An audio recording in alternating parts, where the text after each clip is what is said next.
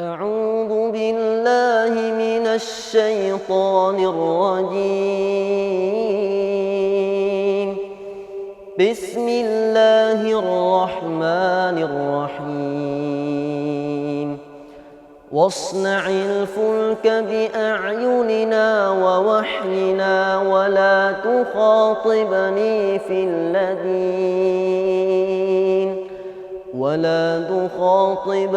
في الذين ظلموا إنهم مغرقون.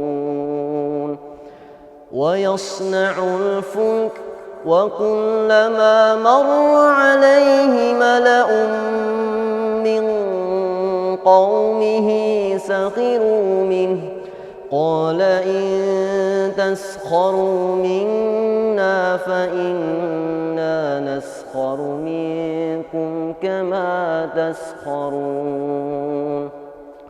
فسوف تعلمون من يأتيه عذاب يخزيه ويحل عليه عذاب مقيم. حتى إذا جاء أمرنا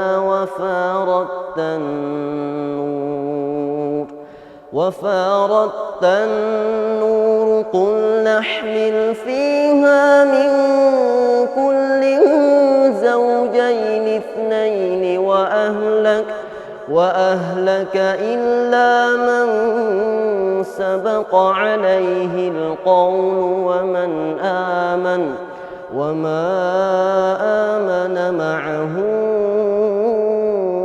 إلا قليل. وقال اركبوا فيها بسم الله مجريها ومرساها إن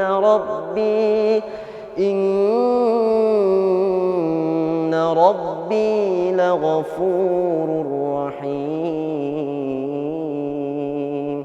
صدق الله العظيم.